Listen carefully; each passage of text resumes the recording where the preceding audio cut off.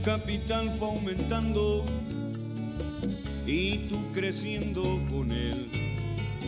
A los duros los golpearon, a los débiles compraron para afianzar al Estado a fuego y constitución.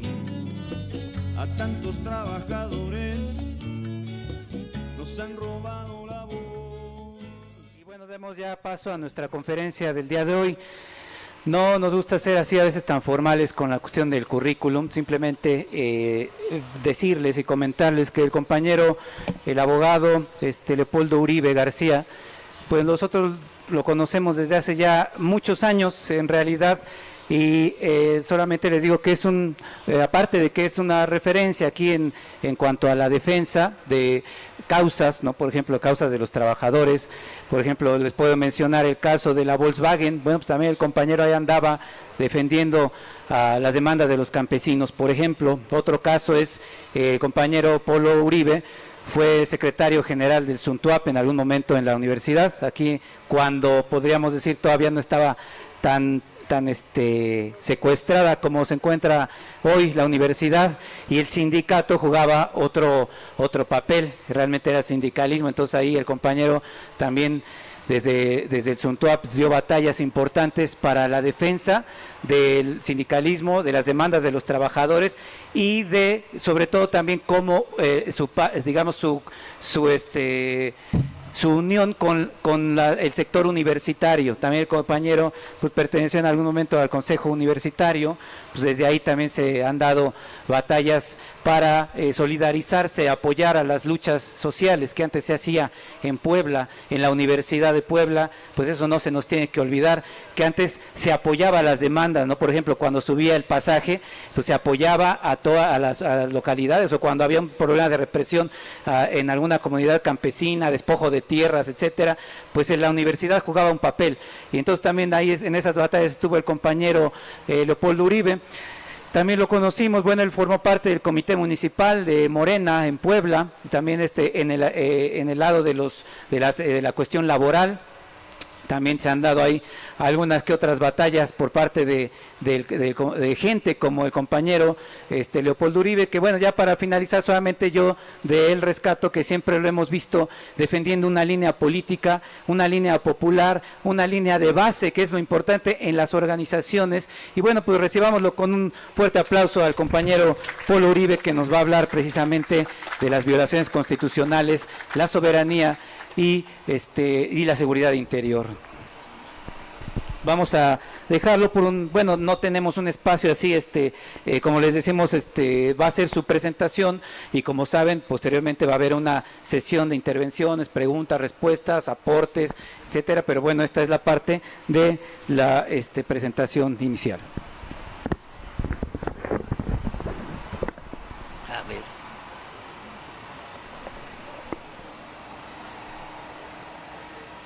Pues muchas gracias por su asistencia.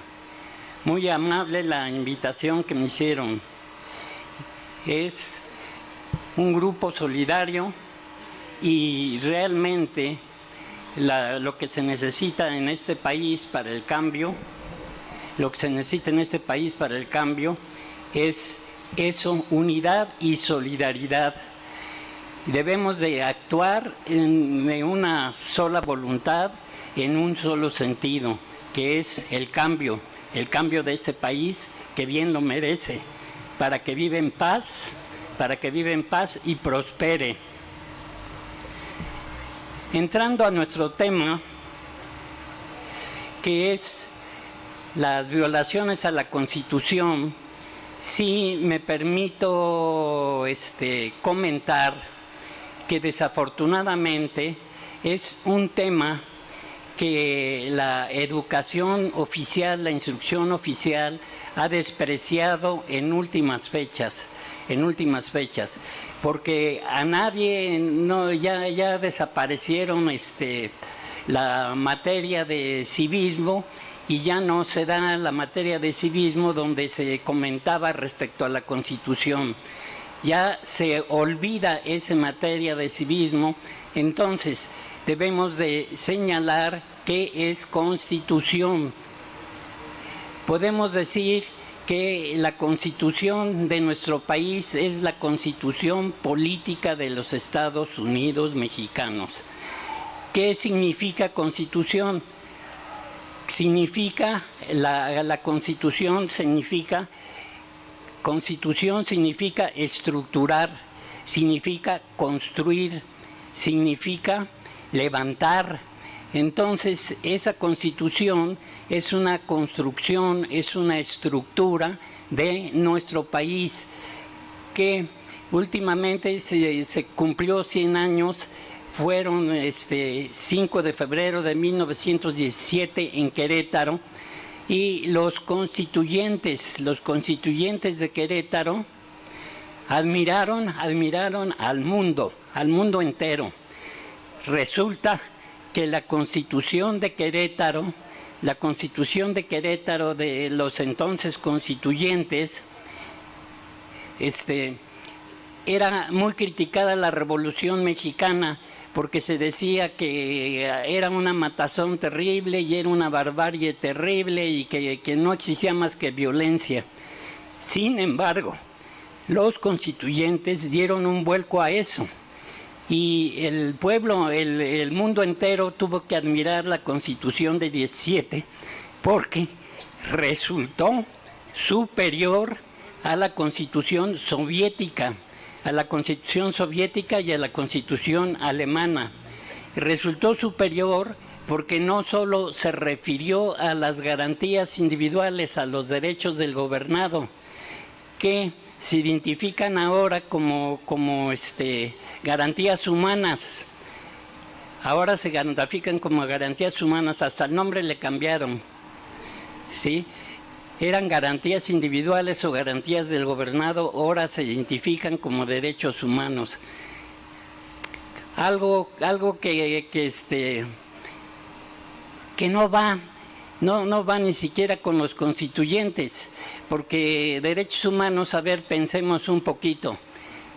Si existe algún derecho que no sea humano, desde luego todos los derechos son humanos. Entonces, eso de derechos humanos no dice mucho, pero sí violación a las garantías individuales y a las garantías sociales sí dice bastante.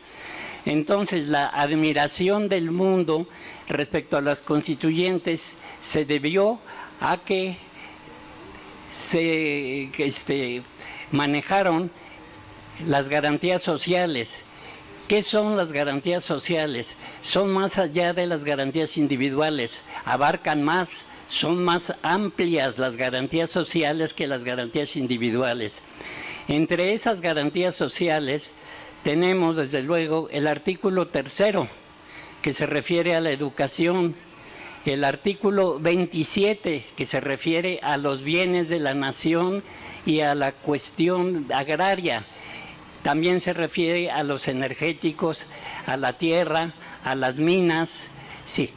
Y el artículo 123, que se refiere al trabajo, se refiere a todos los trabajadores. Luego, entonces, es importante saber el significado de las palabras y el significado de esos artículos. Es constitución política, ¿sí? Ahora, a últimas fechas, como los políticos priistas, los políticos del PRIAN han desprestigiado la cuestión política. Cuando uno escucha política, como que dan uno un poquito de decepción, como un poquito de lástima, pero realmente la política es una ciencia social que se refiere a las relaciones sociales y sobre todo a las relaciones entre gobernantes y gobernados, o sea, las relaciones entre pueblo y mandatarios, ¿sí? Luego entonces, y se está buscando, sobre todo Morena está buscando hacer una nueva constitución, reformar reformar la constitución, adecuarla a nuestras costumbres, a nuestra ideología. Y bajo ese punto de vista, el primer artículo de la Constitución debía de decir, es una concepción personal que tengo, debería de decir que es la soberanía. La soberanía es significado de supremo, es lo que está hasta arriba, lo que es el poder, y la soberanía la ejerce el pueblo. El artículo 39 constitucional habla de la soberanía. La soberanía, quien la ejerce es el pueblo, de una manera que es imprescriptible, es inalienable, quiere decir que no se puede sustituir, y en que el pueblo, que es el soberano, puede inclusive cambiar la forma de gobernar, cambiar la forma de gobierno. Por eso es significativo que el primer artículo de la Constitución hable precisamente de construir, de poder. ¿Quién es el que manda? Manda el pueblo. Desafortunadamente, las autoridades y el presidente de la República se dice primer mandatario. Ese mandatario no se distingue entre mandante y mandatario. Mandante, el que manda es el pueblo. Mandatario es el que obedece. Por eso es importante recordar lo de los zapatistas chiapanecos, que dicen que hay que mandar, pero hay que mandar obedeciendo, ¿sí?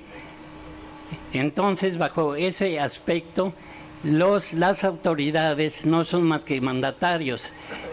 Vaya, si nosotros los decimos, no son más que mandaderos, no son otra cosa más que mandaderos del pueblo, son otra cosa más que mandaderos del pueblo y de la ley. No son la autoridad. Y existe un principio en todas las constituciones democráticas del mundo, también en la Constitución de nuestro país, que un principio constitucional, que la autoridad solo puede hacer lo que la ley le permite, para lo que está facultado la autoridad.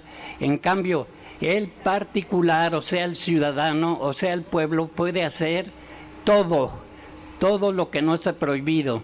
De manera es que la autoridad tiene límites muy precisos respecto a las facultades que le señala la ley. Y el pueblo carece de esos límites. Es más amplia su panorama, es más amplia su actividad del pueblo. Por eso, el pueblo es soberano. Los diferentes autores, historiadores, sociólogos y filósofos han denominado a esta soberanía del pueblo derecho a la revolución, o sea, derecho al cambio.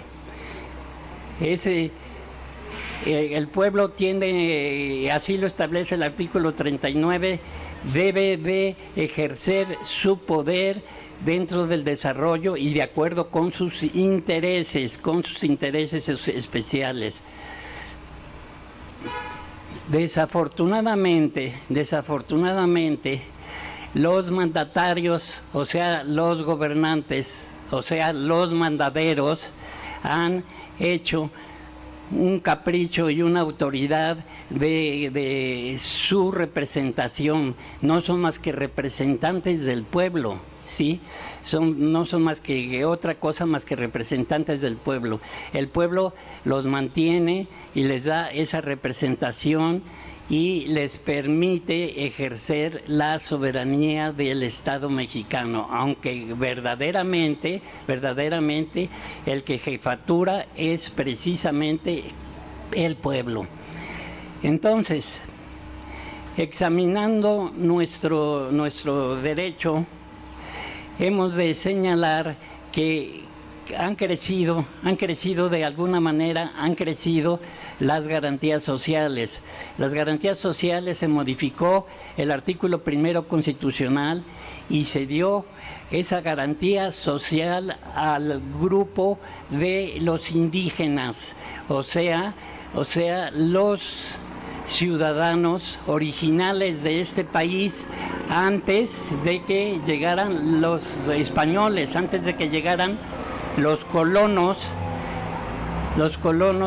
y se señala en esa modificación que se hizo el artículo 1 constitucional, se señala el carácter no solo de los derechos de los ciudadanos, de los derechos de los nacionales, sino también se universaliza. Todo hombre, toda persona tiene derecho a las garantías constitucionales, tiene derecho de acuerdo con los tratados internacionales de ese país, o sea, se universalizan los derechos y se dice que los indígenas, o sea, los habitantes originarios de este país, no pueden ser discriminados de ninguna manera, no pueden ser discriminados, y nosotros sabemos que sí lo son, que sí son discriminados, ¿sí? Sigue rigiendo un principio absurdo desde la época colonial, porque en la época colonial existían las famosas leyes de Indias, y las famosas leyes de Indias protegían de alguna manera a los autóctonos, o sea, a los habitantes de este país.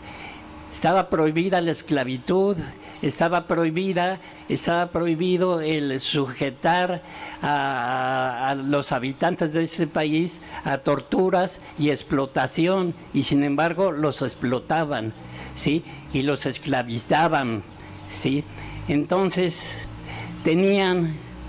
las autoridades españolas tenían un precepto que decían, les llegaban los mandatos del Reino de España y decían: obedézcase pero no se cumplan, o sea, obedecían pero no se cumplían.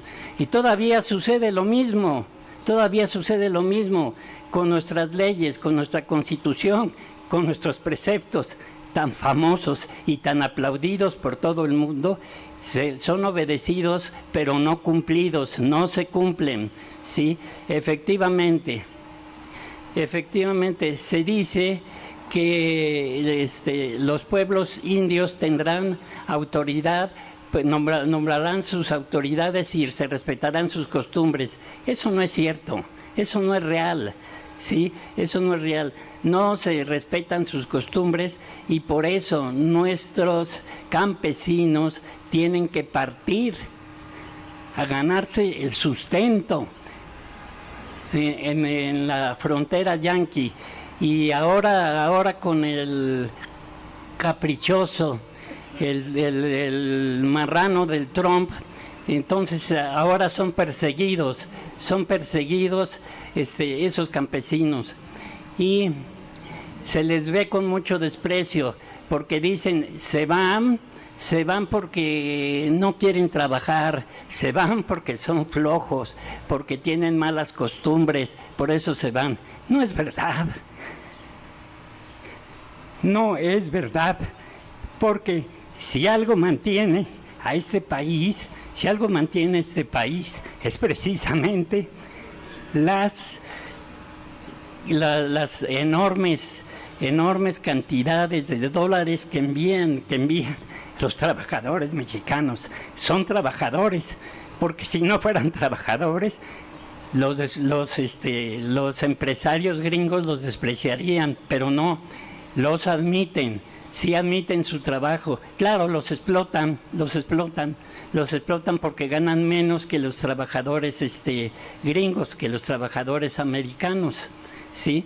Los explotan, pero de cualquier manera siguen enviando divisas, o sea, siguen enviando dólares en México. Gracias a esos trabajadores, pues no hemos caído totalmente en bancarrota, pero sí hay miseria y sí hay hambre. Gracias a esos trabajadores y a otros trabajadores que son los trabajadores petroleros, son los que envían dólares, los que ganan los dólares. Resulta que los trabajadores esforzados, como son campesinos y petroleros, ganan los dólares, y los políticos, politicastros mexicanos, politiquillos mexicanos sacan los dólares, los comerciantes también sacan los dólares, los industriales sacan los dólares. O sea, eso no es otra cosa más que traición al pueblo, más que traición a la patria. El permitir esa situación no se puede llamar de otra manera que terrorismo social o terrorismo gubernamental, porque condenan a una gran parte de mexicanos precisamente a las necesidades del hambre, a no cumplir con las necesidades fundamentales del ser humano. Pero sigamos comentando. Nuestra Constitución señala exactamente qué es la democracia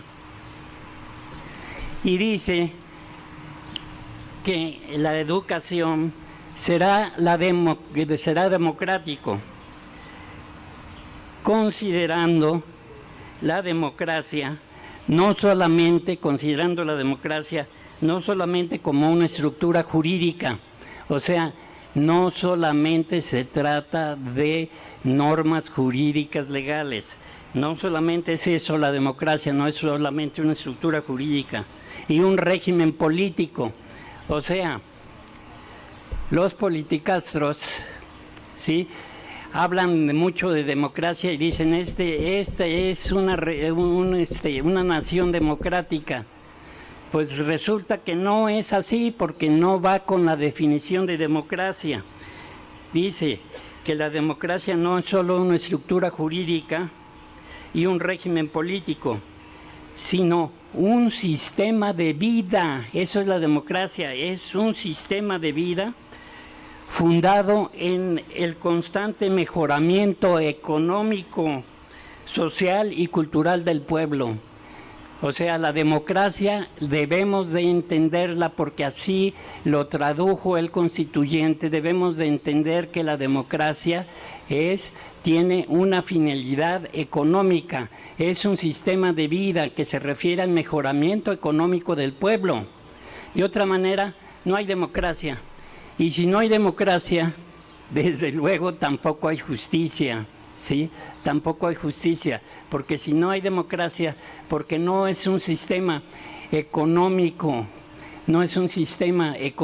con el mejoramiento del pueblo, ¿sí?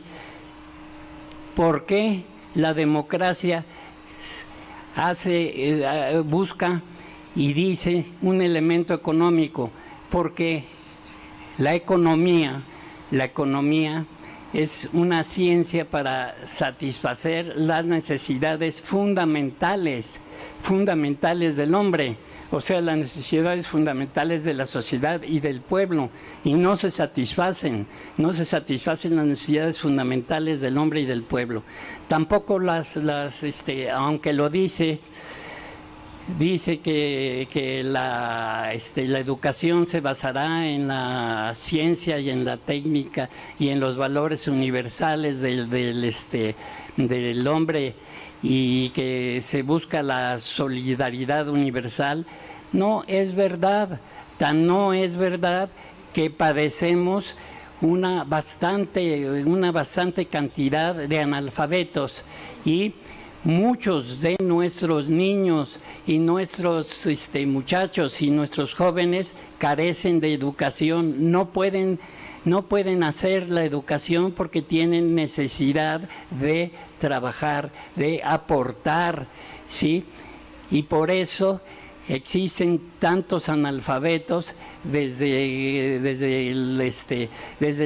escuelas no tienen los elementos suficientes, y nosotros lo sabemos muy bien, no tienen los elementos suficientes, ni los edificios, ni los servicios escolares, ¿sí? Entonces, el artículo 3 constitucional está constantemente violado, ¿sí? Todos los días, en cada momento se viola el artículo 3 constitucional, ¿sí? Sobre todo hacen referencias los maestros de que se les viola ese artículo. Los maestros de la CENTE, que son gente no burocratizada, gente no ligada al gobierno, gente que no vive del gobierno, protestan por esa situación, y hacen bien en protestar por esa situación. Ahora el Estado reprime a los maestros diciendo que tienen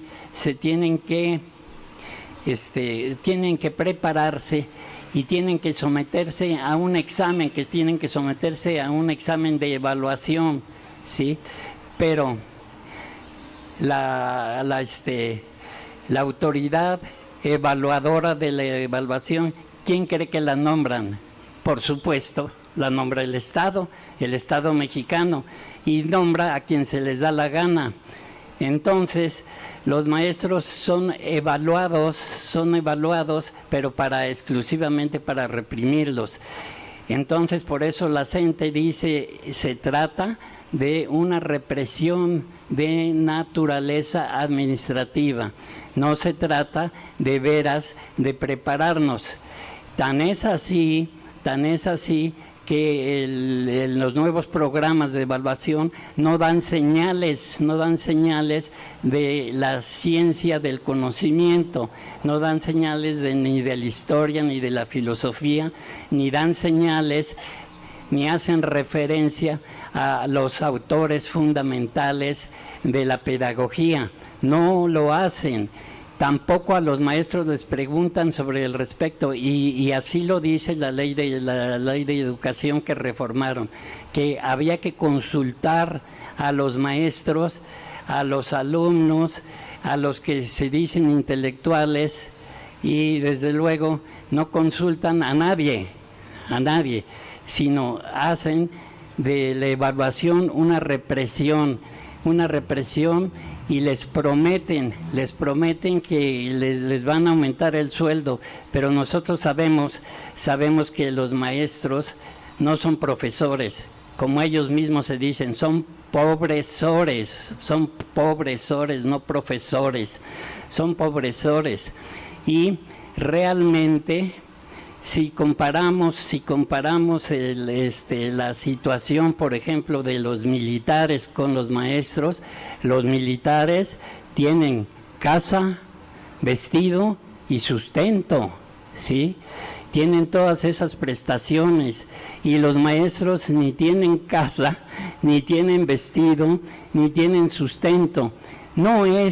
Eso no quiere decir que los militares ganen menos, que los sueldos sean menores. No, pero sí debían de ser los sueldos equivalentes de los maestros. Los maestros no tienen domicilios especiales, ¿sí? Sobre todo los maestros rurales. Y los maestros rurales, ya saben ustedes que las escuelas rurales han sido perseguidas, son reprimidas. No con esto último que avergüenza no solo a los mexicanos, sino a todo el mundo, los de Ayotzinapa, los 43 desaparecidos, sino desde hace mucho tiempo son perseguidas las escuelas, las escuelas rurales y regionales, son perseguidas y tratan de desaparecerlas, porque esos maestros rurales sí representan a los educadores, sí se esfuerzan por darle a los educandos lo que merecen, de la educación que merecen. Sin embargo, las escuelas desaparecen. ¿Por qué desaparecen? ¿Por qué persiguen a las escuelas rurales? Porque los maestros son inquietos, tienen una ideología libertaria, tienen una ideología de izquierda, tienen una ideología de cambio. Por eso desaparecen y por eso fueron perseguidos los jóvenes de Ayotzinapa, ¿sí? Porque los confundieron con organizadores y violentos sociales, y no es cierto de ninguna manera. Son jóvenes que se esfuerzan, son jóvenes internos que se esfuerzan, internos porque viven en las escuelas especiales, de escuelas rurales especiales. Ahí viven, ahí llevan su existencia, ahí llevan sus estudios y llevan sus trabajos, porque además de ser trabajadores intelectuales, son trabajadores también rurales, porque también cooperan con el entorno, cooperan con el entorno de los campesinos. Entonces, el artículo 3 constitucional está por todas partes violado, ¿sí? Desde luego, desde la época de los independentistas, desde la época de Juárez, desde la antigua época y actualmente se dice que la educación es gratuita. Y nosotros sabemos exactamente que no es verdad. No es verdad que la educación es gratuita, porque constantemente están sangrando a los padres de familia y para todo les piden cuotas y para todo los reprimen y los cohechan para que al fin y al cabo les den educación a sus alumnos. Por cierto que es una educación muy deficiente. Una educación muy deficiente. Tan deficiente es la educación que los gobernantes, ¿sí? Como el triste ejemplo de Peña Nieto, que tiene razón el Peña Nieto cuando dice, es que se necesita una educación de calidad. Pues sí, pero a él no se la dieron. Tan no se la dieron que no sabía referirse a las lecturas consagradas, no sabía mencionar diversas lecturas, y tan es así que confundía los estados del país con las capitales, ¿sí? O sea, es un burro orejón, es un burro rebuznante, es un burro represor, ¿sí? Pero en eso tiene razón, en que la educación tiene que ser de calidad, pero él es un ejemplo, no la recibió de calidad, la recibió de caridad.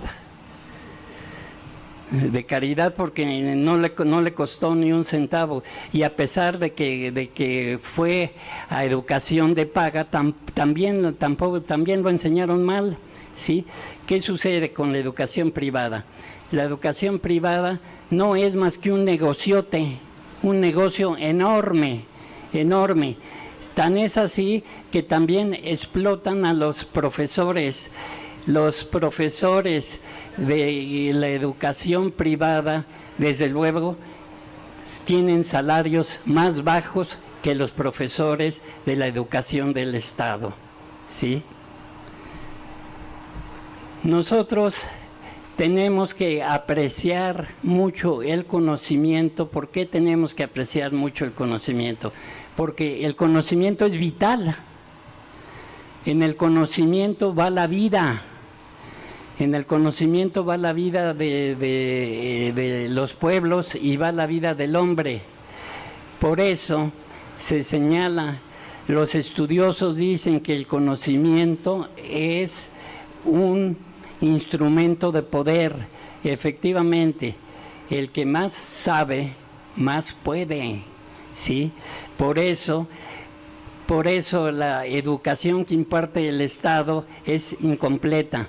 Por eso la educación que imparte el Estado es deficiente, porque no le quieren dar al pueblo lo que el pueblo merece, no le quieren dar una educación, porque el conocimiento es un instrumento de poder, ¿sí? Y qué bueno que nuestro compañero, el doctor Álvarez, se refirió a la cuestión del agua, ¿sí? A la cuestión del agua. Qué bueno que se refirió a la cuestión del agua, porque hay otra violación, que es en el artículo 4 constitucional, señala que toda persona tiene derecho a un medio ambiente sano.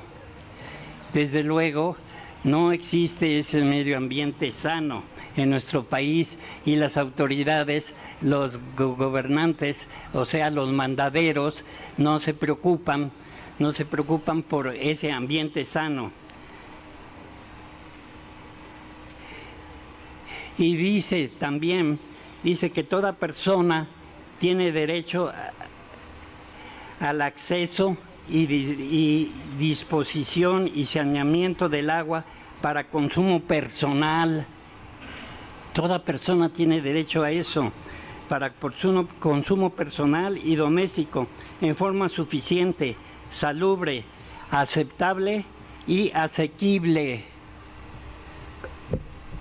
Ni es salubre el agua que proporciona el Estado, que proporcionan los ayuntamientos, ni es asequible, o sea, no es para todos, ni es aceptable de ninguna manera, sino están haciendo del agua una privatización, están haciendo del agua un negocio. Y no solo, desafortunadamente, no solo a nivel municipal o a nivel estatal o a nivel nacional, sino a nivel universal, ¿sí? El agua es considerada como un tesoro que va a enriquecer a los capitalistas, a enriquecer a los gobiernos antidemocráticos, a los gobiernos represores, y es lo que está sucediendo en el mundo entero, ¿sí? En el mundo entero. ¿Qué significa eso? Que las próximas luchas a nivel popular, a nivel universal, tendrán que ser precisamente por el agua, porque el agua es tan vital, de allí depende la vida, como el conocimiento es vital, también el agua es vital, depende la vida del agua, ¿sí? Y desde luego el agua no es potable, desde luego el agua no es saludable. En determinados países, aquí en este hemisferio, en esta América, por ejemplo, el agua que se toma y se bebe en Cuba, se puede abrir la llave y puede uno tomar agua de la llave en Cuba. En cambio, Aquí, si tomamos agua de la llave, pues nos enfermamos, ¿sí? Y podemos perder, no solo nos va a curar la sed, sino podemos perder hasta la vida, ¿sí? Hasta la vida.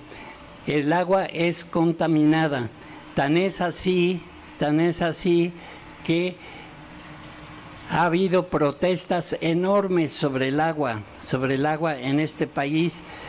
Tan es así que la Comisión Nacional de Derechos Humanos señala que la privatización del agua es una violación a las garantías individuales y también decimos a las garantías sociales, porque el agua debe de ser de todos, para todos.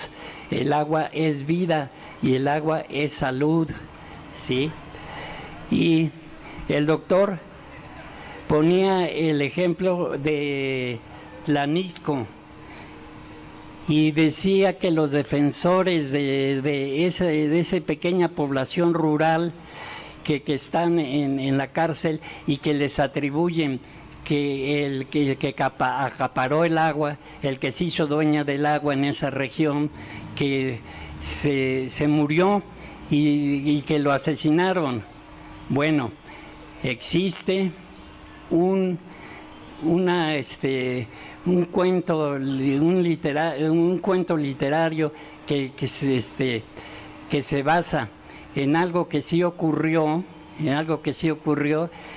cuando existía uno de esos caciques, represor, asesino, se juntó al pueblo y decidieron acabar con él, decidieron matarle. En este caso no se dio, pero se llama la obra literaria, se llama La muerte tiene permiso. La muerte tiene permiso. O sea, que con todo permiso, se desbarrancó, este hambriador, comerciante del agua. No puede ser lo que acontece con el agua. Tan es así, y apenas si se puede creer que una iniciativa de Echeverría, del presidente Echeverría, de triste memoria Echeverría, pero dio algo positivo. Señaló que no se podía traficar con la sangre humana, porque los trabajadores, sobre todo los jóvenes estudiantes, hacían fila en los bancos de sangre y vendían su sangre. Entonces Echeverría señaló que no se podía traficar con la sangre humana, que la sangre no es materia de comercio.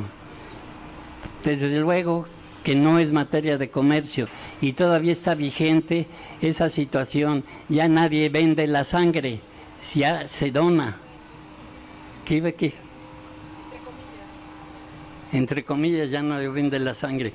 Debe de haber alguien que sí compra sangre, ¿verdad? Sí. Entonces ya nadie vende la sangre. Entonces también debe de ser sobre lo mismo, porque sobre el agua, porque si la sangre es vital, el agua es más vital todavía que la sangre. No se puede comercializar con la sangre. Comercializar con la sangre y comercializar con el agua es un atentado contra toda la humanidad, Bueno.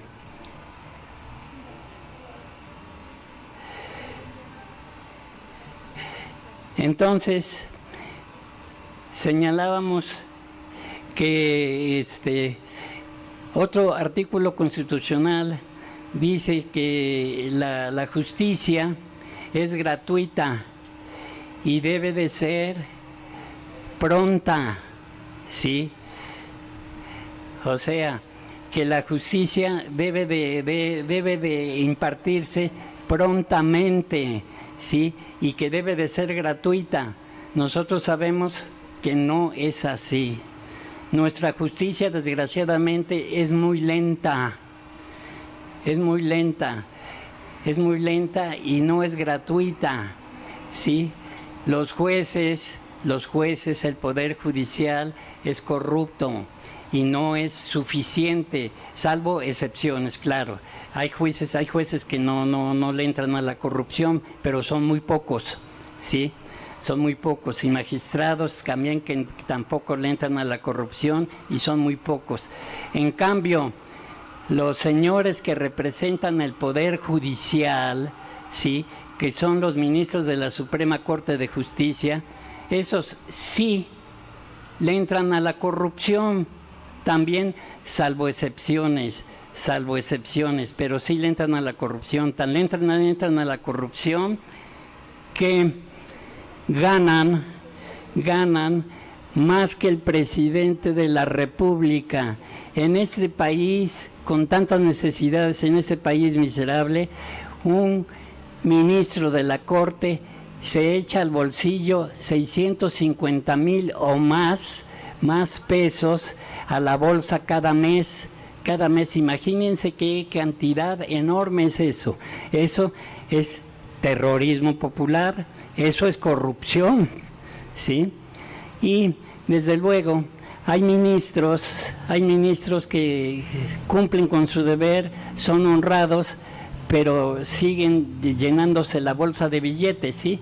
Pero sí cumplen con su deber en el hecho de que sí imparten justicia y se oponen a las miserias y a los embustes de la Suprema Corte de Justicia, pero no hacen otra cosa más que, pues, podemos decir que se juntan y como que son ejemplos de democracia porque se oponen, no hacen otra cosa más que esos ministros que sí se oponen, que sí son consagrados a la justicia, no hacen otra cosa más que legitimar a los malos ministros y a las sinvergüenzadas de la Suprema Corte de Justicia.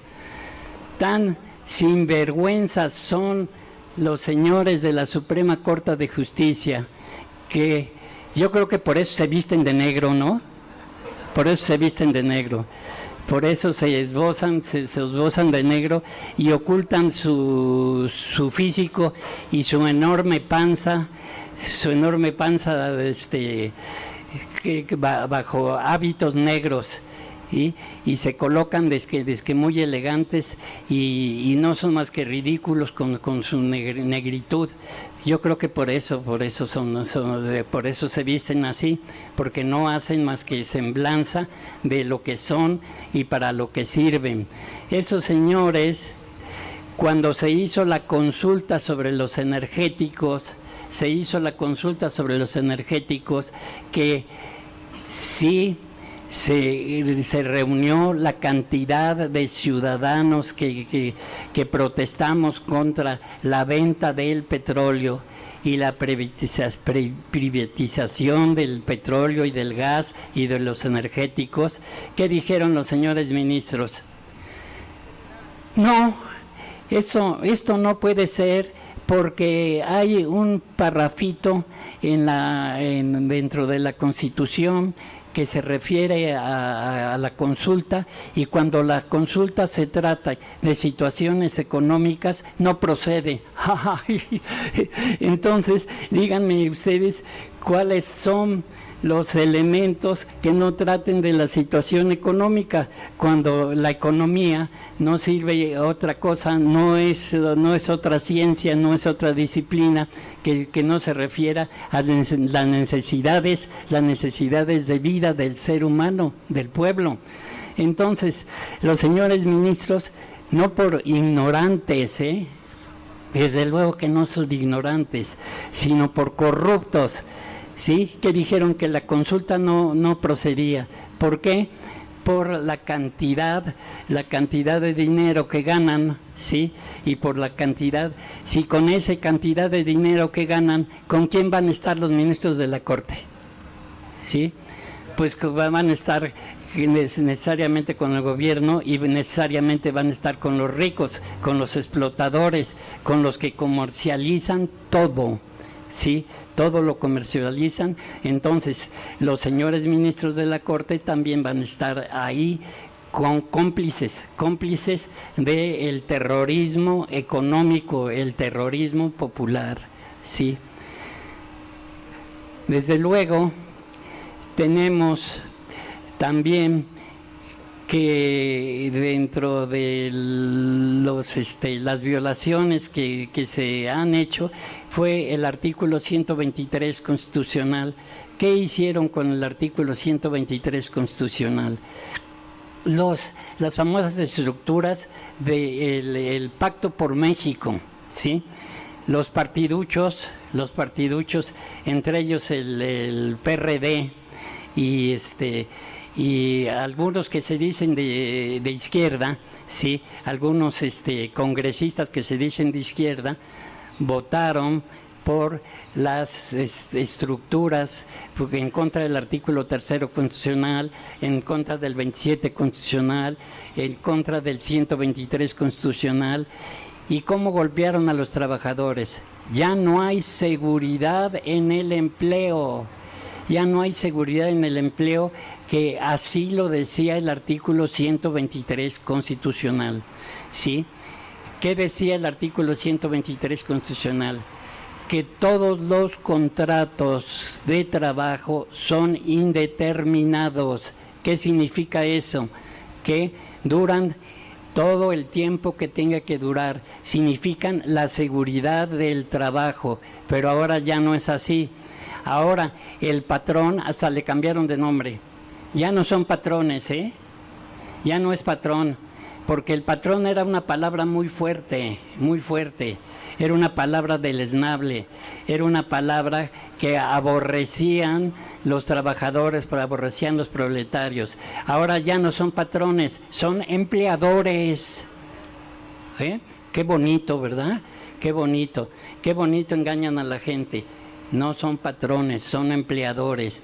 Y ahora los empleadores, dicen los empleadores, que ya no hay diferencia de clases, que todos somos iguales. Sí somos iguales, sí, porque todos nacemos y todos nos morimos. No más que los pobres se mueren de hambre y se mueren de insatisfacción de necesidades. Todos nos morimos, sí. Pero esos empleadores que envenenan y que se aprovechan y cambian la naturaleza, que están contra la ecología, creen que no se van a morir, creen que no les va a llegar la insalubridad y no van a padecer los percances de envenenar este planeta. Pues se equivocan, porque sí lo van a envenenar. ¿Qué es? Ellos se envenenan con su propio dinero y con su envidia y con su represión y su terrorismo. En eso consiste el enemigo universal, porque no solo es en este país, sino en otros, en la mayoría de los países, el famoso neoliberalismo salvaje. Es famoso neoliberalismo salvaje. Y desde luego siempre ha habido una violación al artículo 123 respecto al salario mínimo, ¿sí? Salario mínimo de miseria, porque el salario mínimo, según dijo el constituyente de 1917, debe ser bastante para satisfacer las necesidades de una familia de 5 miembros, y no solo para satisfacer sus necesidades de alimentación, de habitación, sino sus diversiones honestas, ¿sí? Pero desde luego el salario mínimo no condena más que a la miseria a los trabajadores, ¿sí? A la miseria a los trabajadores. Ahora, coyunturalmente, supuestamente, como se trata de las elecciones, dicen los diferentes candidatos, hasta el PRI dice eso, que van a subir el salario mínimo. Sí, siempre han dicho lo mismo y nunca lo suben, siempre sucede lo mismo, siempre se hacen oídos sordos respecto al salario mínimo. Tan es así que los propios ministros de la Corte, cuando en algún momento, hace algunos años, se impusieron amparos sobre el salario mínimo, dijeron los maestros, los ministros de la Suprema Corte de Justicia, sí, los terribles barrigones, represores, sí, tortugas sagradas, ¿qué dijeron? Que dijeron que no era factible, que no procedían los amparos contra el salario mínimo. Háganme favor, ¿sí? Así como se señalaron lo de los energéticos, también años atrás dijeron sobre lo del salario mínimo. De manera que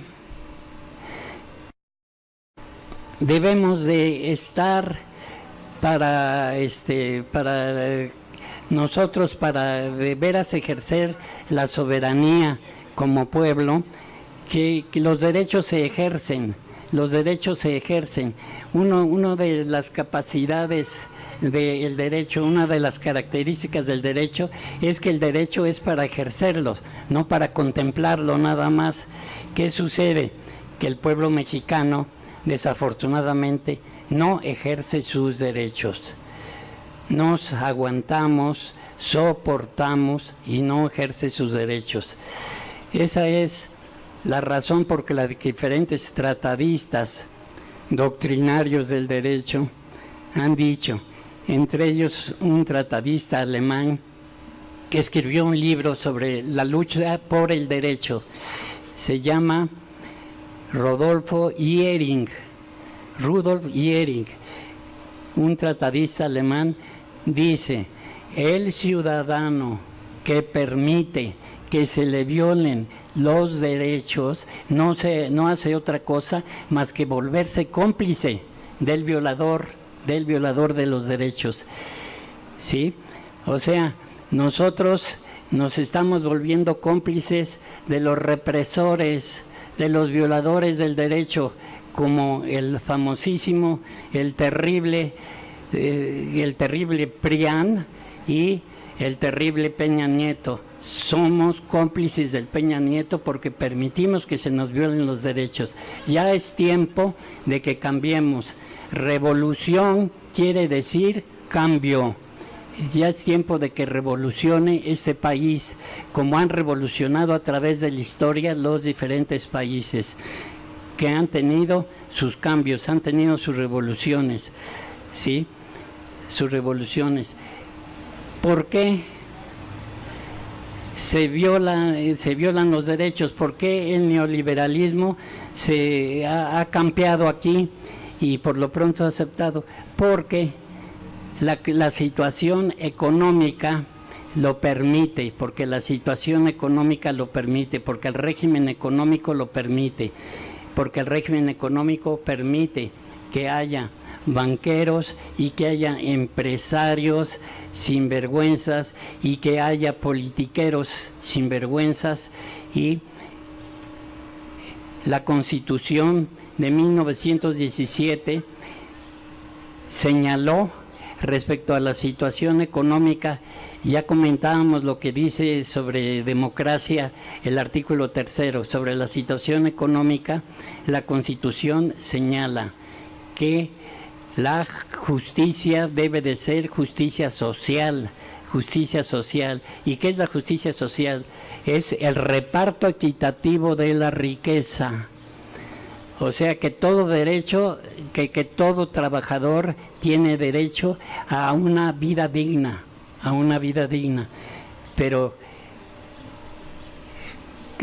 los trabajadores, los ciudadanos, el pueblo está desorganizado y no luchamos por nuestros derechos. Por eso nos volvemos cómplices de los represores, de los ladrones, de los corruptos, y no debemos de ser cómplices de ellos.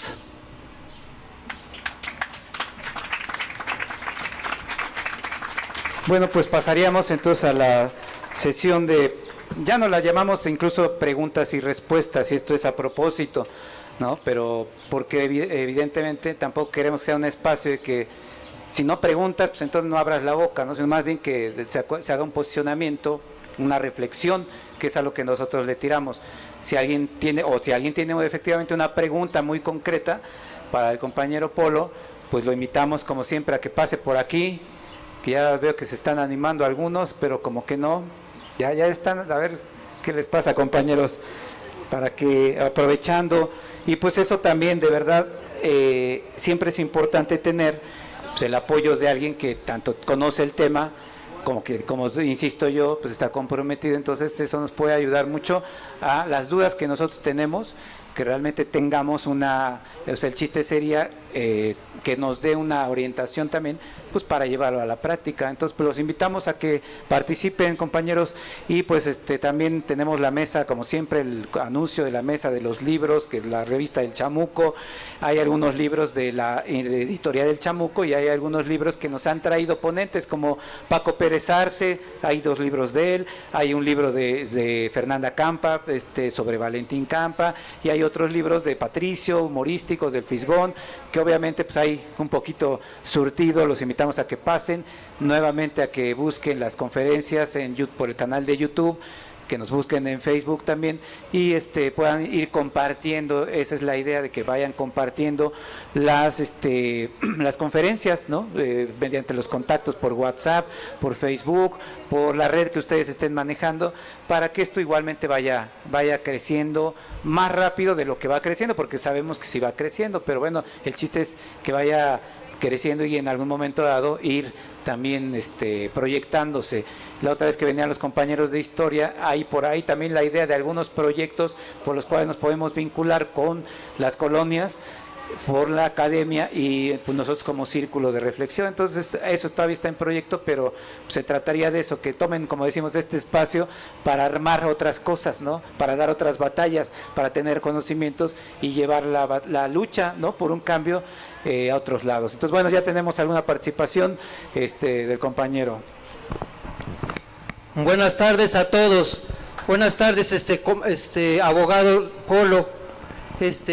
Nada más para felicitarlo por sus conocimientos y su sabiduría. Y hay que despertar todos porque la situación está muy horrible. Nada más.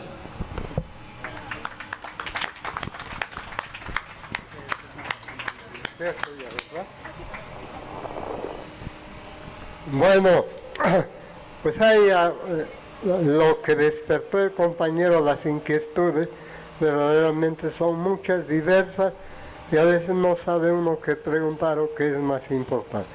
Yo lo que quiero no es una pregunta, Polo, sino que nos hagas una pequeña disertación acerca del uso del término, el concepto democracia, porque la democracia ha sido, no sé, llevada a la cloaca, llevada a las calles, al agua sucia, todo, pero todo tiene un adjetivo: democracia política, democracia social, democracia de las más, democracia. O sea, ¿qué es la democracia? Yo, en mi poco conocimiento de todo lo que el compañero Polo tiene, yo entiendo y solamente me resumo a las raíces etimológicas. Demos, pueblo; kratos, poder. Democracia, ¿qué es? El poder del pueblo, lo que acaba de decir el compañero Polo. Si el pueblo participa en las decisiones, en la economía, en la salud, debe ser esto, debe hacer aquello, eso sí sería democracia. Aquí la democracia, yo me permito decir, a lo mejor exagero, pero yo nunca he visto ni oído, yo personalmente, que en México haya democracia. Hay chispas. Lázaro Cárdenas, Juárez intentaron, buscaron, y muchos juristas, muchos estadistas han luchado por que se instale la democracia. Pero lo que él acaba de decir jamás está, sino que estos sicarios de la Constitución, lo que realmente han hecho eso, matar, rasgar la Constitución, que es tan grande como lo están mencionando él. Entonces, yo quisiera, Polo, que me hicieras favor, ¿hay muchas democracias o hay una? ¿O por qué los no son políticos estos que nos engañan, usan la democracia en su discurso 10, 20 o 30 veces? En los periódicos se busca la democracia, se hizo algo democrático, vamos hacia la democracia. Ahora los que andan en la campaña, todos dicen que van a buscar y a hacer que se ejerza la democracia. Yo veo que es un concepto muy, así lo arrastran por todos lados, pero que no es la democracia. A ver qué nos dice un experto. Bien, bueno, gracias, Polo. A mí me preocupa y me gustaría que me aclararan estas dudas en cuanto a la Ley de Seguridad Interior. Realmente, ¿cómo cómo vamos nosotros como ciudadanos a denunciar en un determinado caso? Más que nada lo digo por lo de los 43 de Ayotzinapa.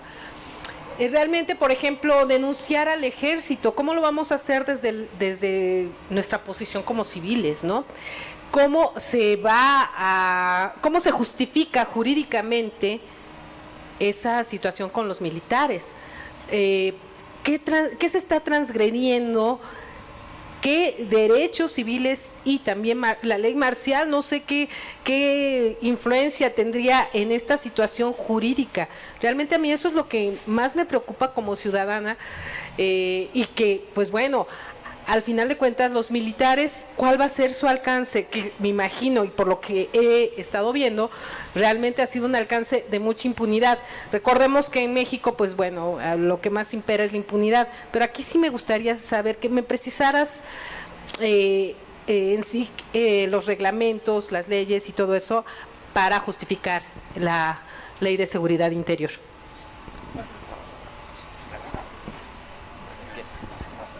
Buenas tardes. Agradezco la ponencia del abogado y la presencia de los participantes.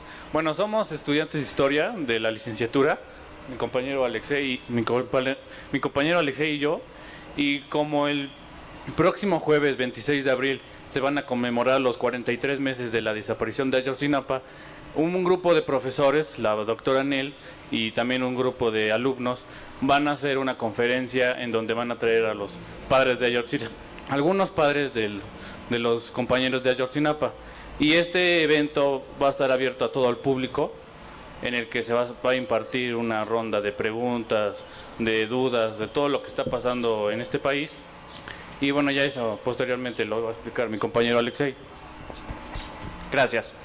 Como ya mencionó mi compañero, este evento se va a llevar a cabo en el aula magna del Colegio de Historia de la Universidad a las 11 de la mañana, a las 11 horas de la mañana, en el cual, si se logra llenar, el objetivo principal también es llevar esto al público en general, ¿no? En una masificación un poco más notable.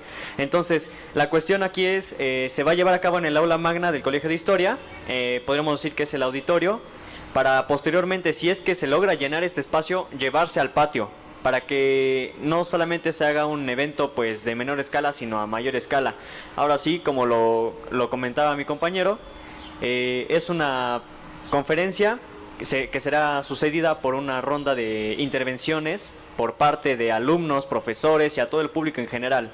Es un espacio público, la universidad es un espacio público, así que por esto mismo se invita a todos los estudiantes, maestros, personas presentes en este evento y a los no presentes este jueves 26 de abril del presente año en el Colegio de Historia a las 11 horas de la mañana. ¿Sí? Bueno, muchas gracias. Gracias. Pues bueno, seguimos con la ronda de preguntas. Yo tengo algunas, ahorita que hacías mención en tu conferencia sobre algunas posiciones de la vieja izquierda, por ejemplo, la libertad y la autonomía sindical. Ahorita, en la actualidad, vemos que Morena, pues como que no ha levantado esas banderas, ¿no? Y yo creo que esa tendría que ser una de las, o más bien tendría que ser parte de la agenda social, ¿no? Eso en conjunto con la cuestión del salario mínimo. Creo que es bien importante y me gustaría saber cuál es tu posicionamiento al respecto. También creo que podemos ver ahorita que la posición de Enrique Peña Nieto frente a Trump, en ese sentido, ¿cuál debería ser la posición si es que llegara Andrés Manuel con respecto a la política exterior? Gracias.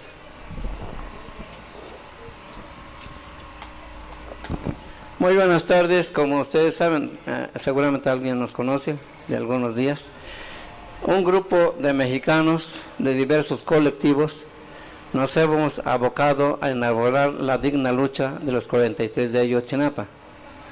Desde hace 42 meses hemos estado cada día 26 en el Zócalo, llueve o truene, porque sentimos que la digna lucha de los compañeros no solamente debe llevarse a las aulas, tenemos que sacarla al público, a la gente, y por ello hemos estado en el Zócalo de la ciudad de Puebla durante 42 meses.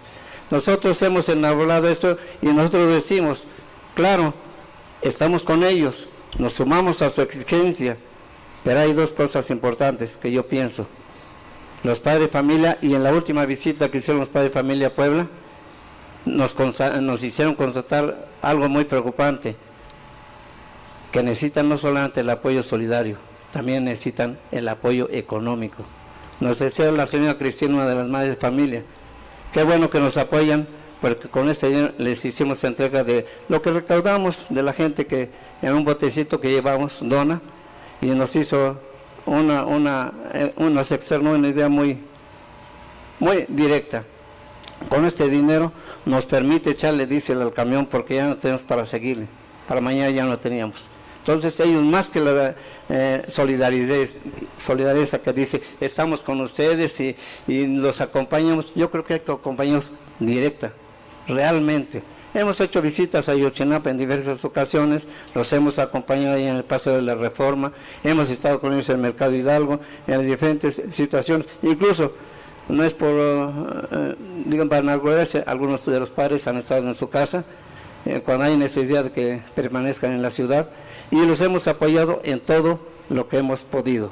Hasta la fecha les hemos hecho llegar alrededor de 40,000 pesos en diversas ocasiones para apoyarlos directamente en sus necesidades, porque ellos necesitan moverse. Ustedes no se sepan que la acción global por Ayotzinapa 43 empezó desde el día 19.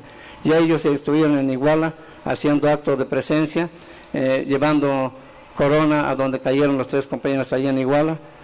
El día de hoy están también en otra actividad.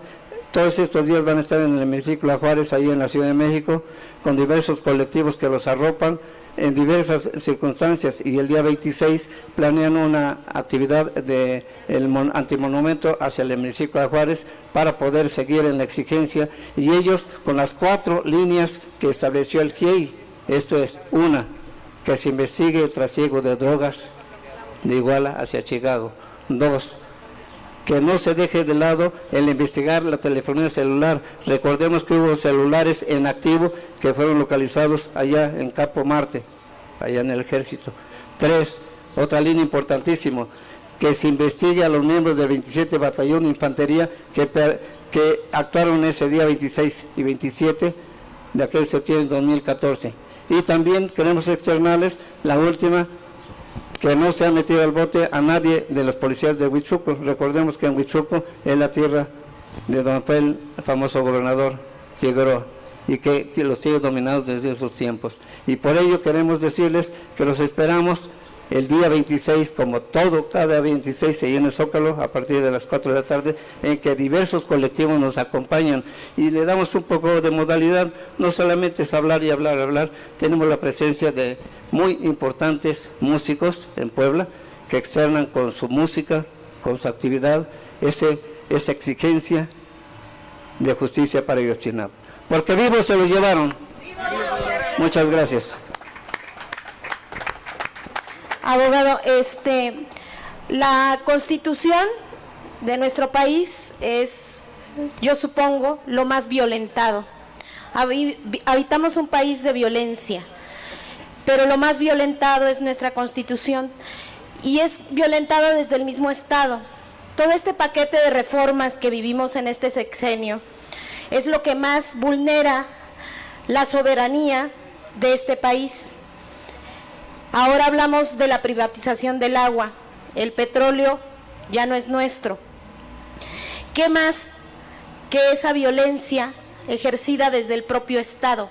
Usted hablaba de los mandatarios, a los que nosotros hemos elegido en urnas, o ellos los que nos han gobernado a través del fraude, son los que han metido todo este paquete de reformas constitucionales que violentan la educación, violentan el derecho laboral, violentan nuestro derecho fundamental al agua, violentan nuestra economía, donde nosotros como sociedad podemos en este periodo que estamos viviendo hacer algo para frenar toda esta violación a nuestra soberanía nacional.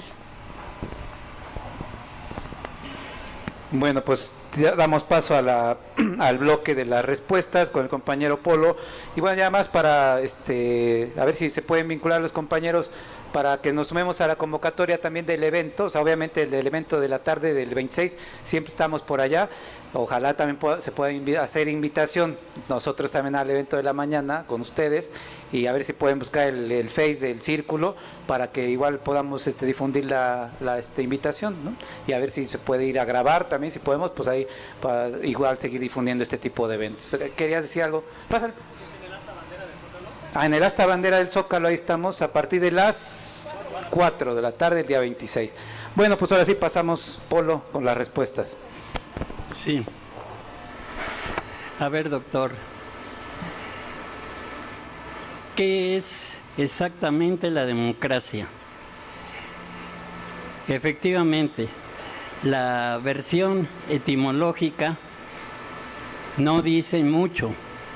Es el gobierno del pueblo, por el pueblo y para el pueblo, decía el mandatario, el presidente no esclavista Lincoln, ¿sí?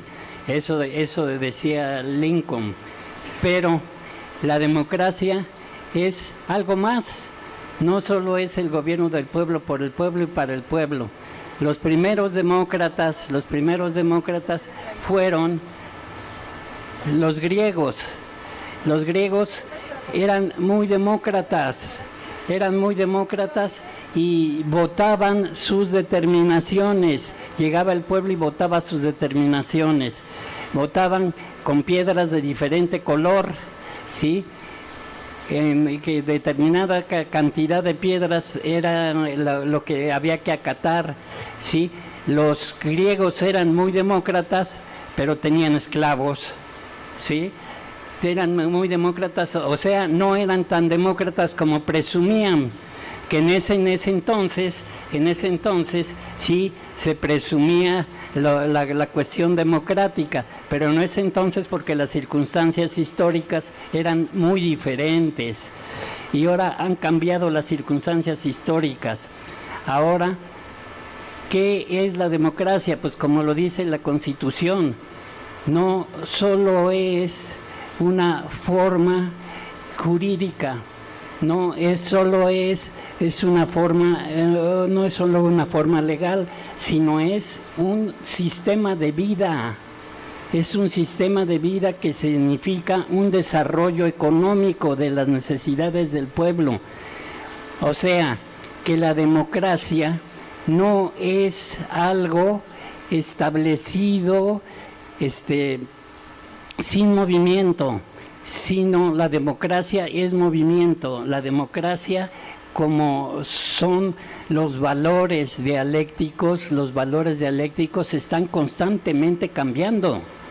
Y la democracia tiene que estar constantemente cambiando. La democracia no puede quedarse pasmada, no puede quedarse en un solo monumento. No, la democracia tiene que ser cambiante, tiene que ser una lucha perpetua por el desarrollo de los pueblos, el desarrollo en todos sentidos, no solo el desarrollo económico, desde luego, sino también el desarrollo cultural, ¿sí? La democracia tiene que buscar lo que señalaban los primeros demócratas, la igualdad, ¿sí? La igualdad. Por esa circunstancia, ha durado tanto el catolicismo, tanto la fe católica, porque el profeta renombrado Jesús dijo: todos somos iguales, y entonces tuvo un gran acervo, una gran aceptación, eso de la igualdad, ¿sí? También lo mismo dijeron los franceses, los revolucionarios franceses dijeron la igualdad, equidad. La equidad, ¿qué quiere decir que con eso de la equidad? Que cada quien se le dé exactamente la justicia que merece. La justicia que merece. Esa es precisamente la equidad. La equidad. Desde luego, eso significa, también la democracia significa igualdad, equidad y dignidad. O sea, todo pueblo demócrata tiene que tener una vivencia, una manera de vivir digna, no con menoscabo a su dignidad y a su falta de respeto.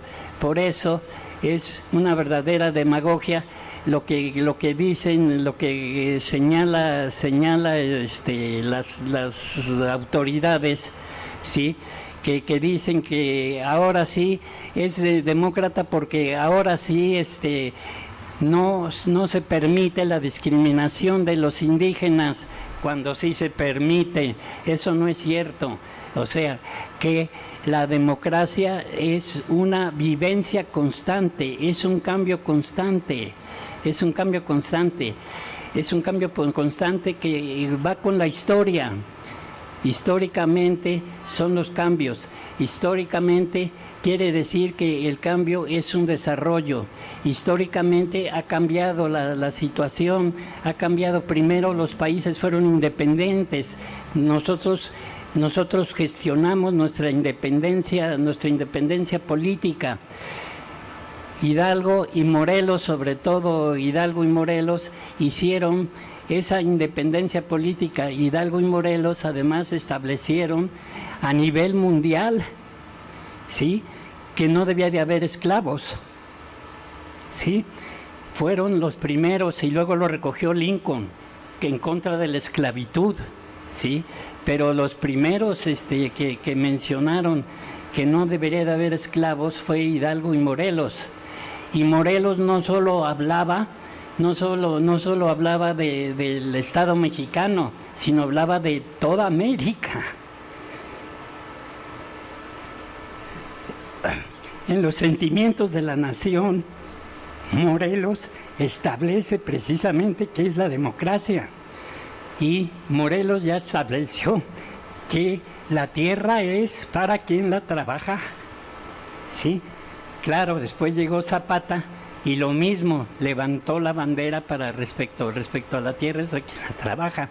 O sea, que la democracia debe de ser un aspecto consciente del hombre, es un aspecto de desarrollo histórico, es un aspecto de desarrollo consciente, ¿sí? La conciencia crece en cada momento, la conciencia no solo es darnos cuenta de la existencia, sino darnos cuenta históricamente de la existencia, saber qué es lo que sucedió, qué es lo que está sucediendo y promover el futuro. Eso tendrá que ser democracia, por eso la democracia no puede ser estática, tendrá que ser dinámica, debe de ser un constante desarrollo.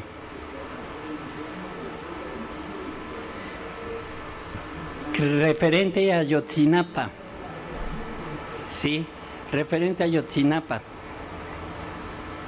es importante lo de Ayotzinapa y sí señala en razón del ejército, porque preguntabas sobre la seguridad interior, sí, la seguridad interior desde luego no debe de prevalecer ni debe de ser como lo establece Peña Nieto.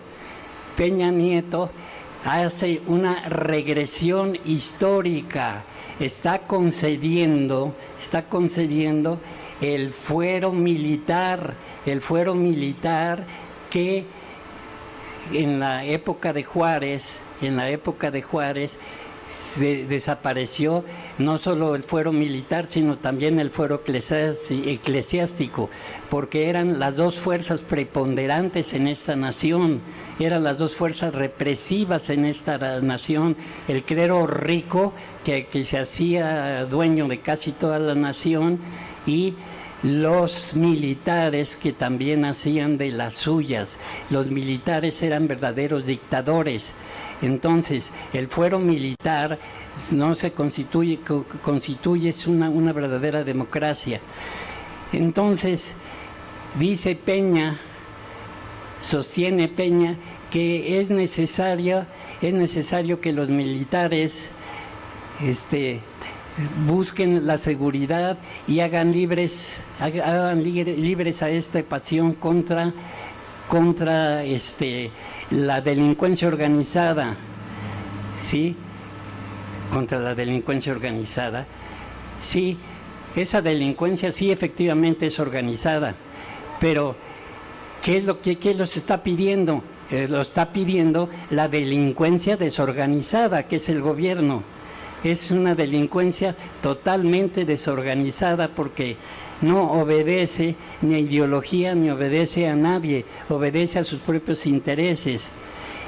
Y los perseguidos delincuentes sí tienen una manera de ser muy especial de ellos mismos, pero debemos de considerar que los delincuentes exponen en todos los días exponen su existencia, exponen su interés y exponen su vida. Son perseguidos y son acabados, inclusive son asesinados por el ejército, sin previo juicio, ¿sí? Sin previo juicio son asesinados por el ejército. En cambio, los mandaderos, o sea, los mandantes, las autoridades, esas autoridades son impunes, esos nadie los persigue y esos no se exponen para nada, no exponen su vida, y los delincuentes sí exponen su vida. Los politicastros tienen impunidad y además son corruptos, ¿sí? Y son impunes. ¿Qué dice la ley? ¿Qué dice la Constitución?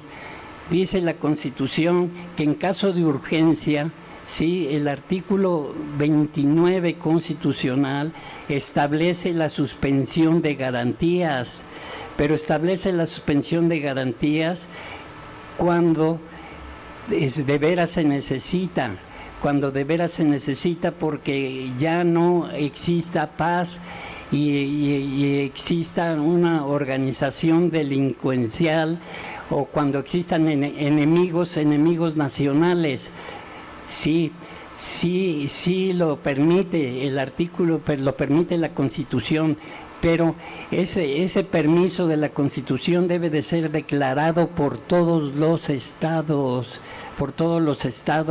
y sujeto a las diputaciones y a las senadurías de todos los estados.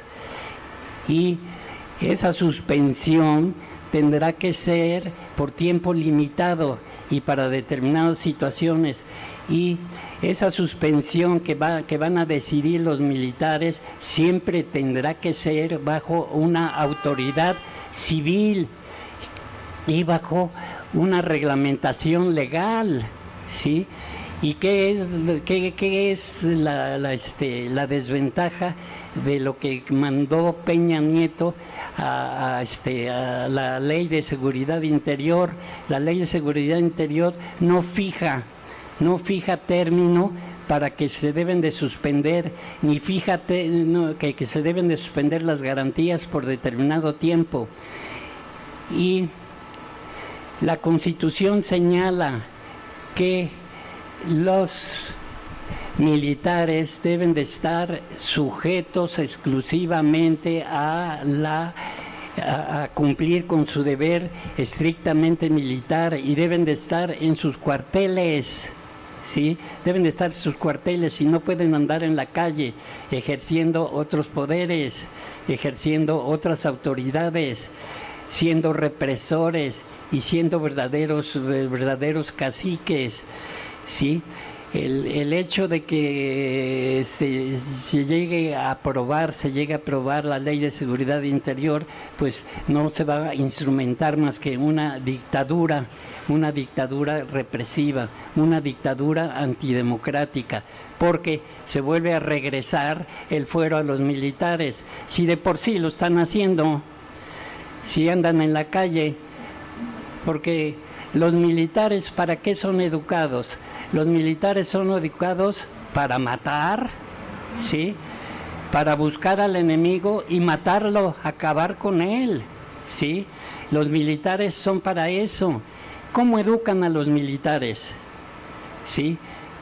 Las instituciones militares educan a los militares diciendo que son la crema innata de la ciudadanía, la crema innata de los nacionales, que los civiles, o sea, el resto del pueblo no sirve para nada, que ellos son los verdaderos héroes y los que permiten la paz, el desarrollo y el poder, los que ejercen el poder.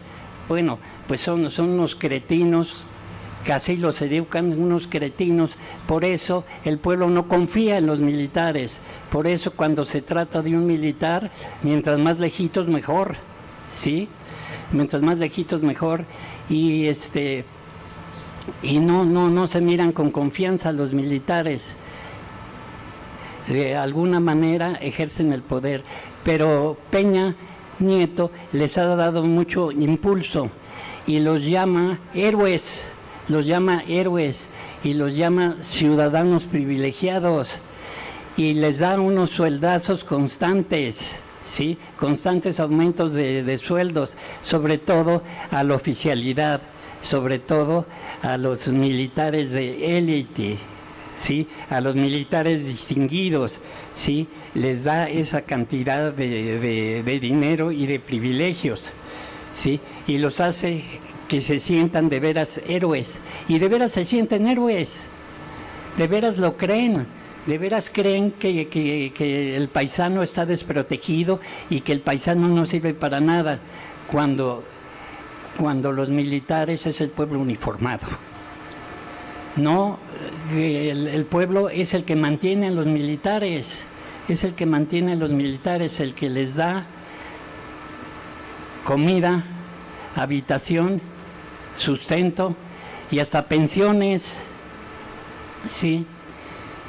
Pero los soldados últimamente se quejan de que su seguridad social, o sea, su salud, están muy maltratados. No tienen esa seguridad social, siempre no los tratan, lo mismo las enfermedades, no les tratan ni las medicinas y se quejan de eso, se quejan de eso los mismos militares, ¿sí? ¿Qué es lo que hay que hacer? Lo que hay que hacer respecto a Ayotzinapa. Qué bueno que estén aquí los organizadores que nos están invitando a eso. Pues hay que hacer la tarea. Hay que hacer la tarea. ¿Qué consiste? Hacer las declaraciones y pasar las firmas a todo mundo, llenar de firmas y mandar las firmas a los tres poderes, ¿sí? A los tres poderes, tanto al poder gubernamental como al poder legislativo, como a los congresos, como al poder judicial, mandarles las firmas debidamente identificados. Todo mundo debe de estar por Ayotzinapa y señalar en qué consiste, ¿sí? Sí se han seguido las declaraciones y se han seguido las acusaciones contra los militares. Pero ¿qué es lo que hace el Poder Judicial? Se hace sordo, se hace estúpido. El que no oye ni ve, le pasa lo mismo que a Salinas. No oye ni ve, pero ¿qué tal las orejotas con que le crezcan? ¿Qué tal las orejotas le crecen? Y las bolsas también le crecen, ¿sí? Le crecen llenas de billetes, ¿sí? Eso sí pasa. ¿Qué es lo que hay que hacer entonces si no encontramos ni justicia, ni democracia? ¿Sí? ¿Qué es lo que hay que hacer? Pues cambiar todo, ¿sí? Cambiar todo. Debe de haber un cambio, debe de haber una revolución. Por eso Morena opta por esa situación. Aunque llegue un momento en que se le critique y en que se dice, oye, ¿con quién te juntas? ¿Sí? ¿Con quién te juntas? ¿Con Barbosa te juntas? ¿Con Barde te juntas? Pues el que con lobos anda, a aullar se enseña, ¿sí? Entonces no te juntes con ellos, ¿sí? Es que alguna vez el revolucionario Lenin dijo, para obtener el poder del pueblo debes de hacer justicia, debes de hacer alianzas hasta con el diablo. Sí, pero hay que estar arriba del diablo y ordenar al diablo qué es lo que el diablo cómo se va a disciplinar el diablo, porque de otra manera no se va a poder contra el diablo, ¿no? El que con lobos anda, a aullar se enseña. ¿Qué es lo que debemos de hacer? Cambiar todo. Todas las autoridades y todas las organizaciones. Entonces, que hay que organizar al pueblo. ¿Cómo? Pues cumpliendo la tarea. Por ejemplo, con la cuestión del agua.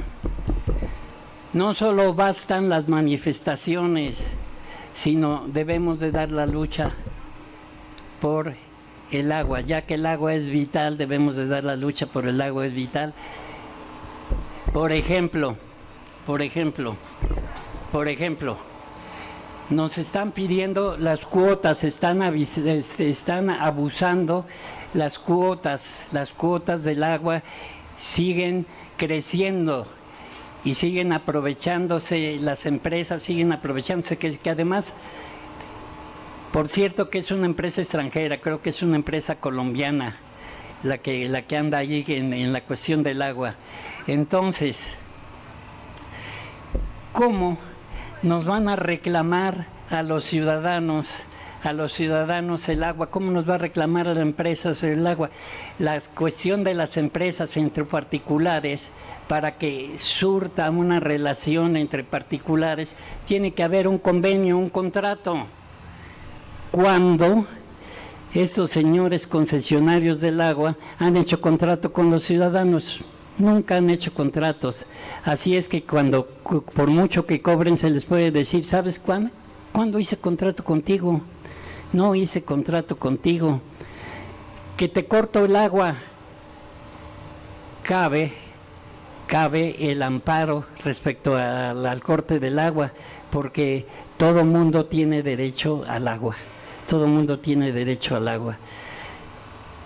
Que las autoridades también se van a hacer sordas, como que no oyen, como que no les da sed a ellas tampoco.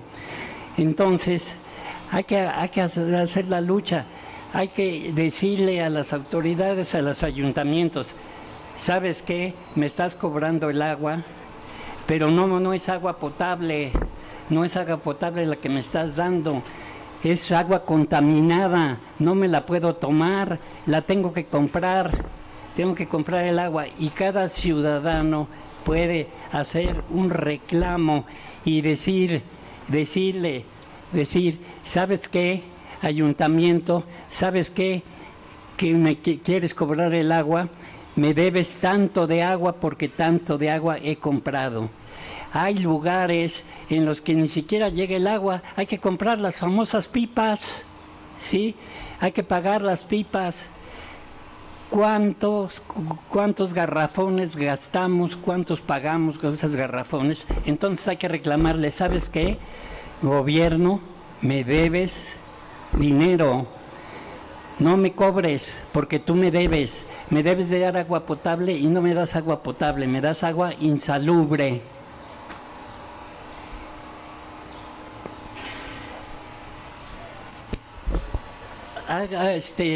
Preguntar sobre la autonomía sindical. Bueno, la autonomía sindical deben de ser los trabajadores organizados los que se tienen que sacudir a los líderes vendidos, a los líderes corruptos. Se tienen que organizar los trabajadores para sacudirse a los líderes corruptos, ¿sí? Alguna vez eso ha sucedido.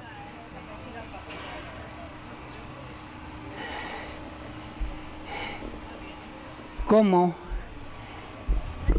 nos vamos a sacudir esta piedra que ahoga, esta bruma que nos envenena?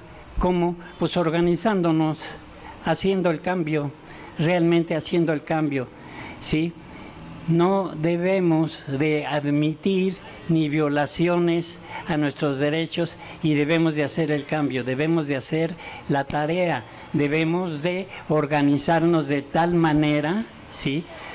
Por amigos, por familiares, por sindicatos, por comunidades, para protestar adecuadamente. Porque, ¿qué ha sucedido con los partidos? Incluyendo Morena. Pues sabemos que aquí vamos a votar, todos los que estamos aquí vamos a votar por Morena. Sí, sabemos que vamos a votar por Morena porque es el cambio. Pero desafortunadamente ha sido un partido político que solo especula para votaciones, ¿sí? No especula el partido, incluyendo Morena, no especula Morena por un cambio social, por un cambio democrático, por un cambio de justicia, sino solo se vuelve un partido electorero, y ya estamos cansados de los partidos electoreros. Por eso muchos ciudadanos dicen, no, todos los partidos son iguales. Pues sí, porque todos los partidos son electoreros. Si nos enfrascáramos en hacer los cambios adecuados en los partidos, sobre todo en el partido Morena, sería otra situación. Se señala, sobre todo los oradores que especulan dicen es que somos de izquierda. No es cierto, porque la izquierda es un bloque. La izquierda se construye con desarrollo ideológico y con desarrollo social. Somos izquierdistas, eso sí, pero la izquierda no está construida todavía. Hay que construir esa izquierda. Pues Una buena reflexión para el final.